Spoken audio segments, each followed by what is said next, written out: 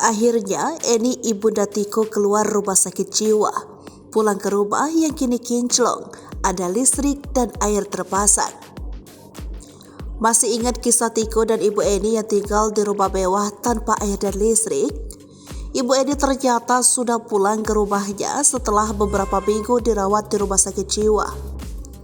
Seperti apa reaksi mendapati rumahnya kini sudah bersih dan direnovasi? Ibu Eni dikabarkan sudah pulang ke rumah setelah sebelumnya sempat dirawat di rumah sakit khusus daerah Durensawit, Jakarta Timur karena mengalami depresi. Kabar kepulangan ibu dari Tiko tersebut ke rumahnya disampaikan oleh salah satu satpam setempat yang enggan disebutkan namanya. Diketahui Ibu Eni dan anaknya Tiko viral di sosial media karena selama belasan tahun tinggal di rumah mewah yang terbengkalai tanpa air dan listrik. Kini, kondisi rumah mewah Ibu Eni dan Tiko sudah jauh membaik sebab banyak orang-orang yang peduli dengan kondisi keduanya. Satpam yang enggan disebutkan namanya itu mengatakan Ibu Eni sudah kembali ke rumah sejak beberapa hari terakhir dan kepulangannya berlangsung pada malam hari. Satpam tersebut mengetahui hal ini lantaran tengah mendapatkan piket malam atau jaga malam.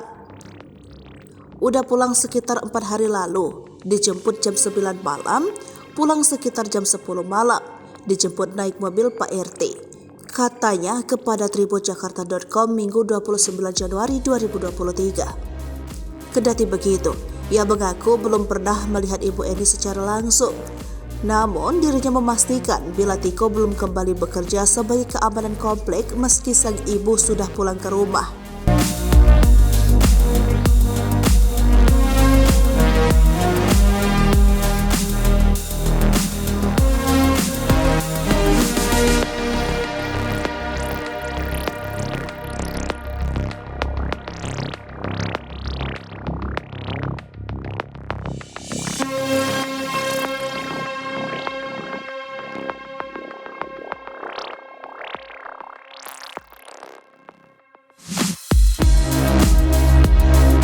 Hai pemirsa Sri Popo TV, jangan lupa komen, like, dan subscribe, serta tonton terus berita-berita terupdate lainnya ya.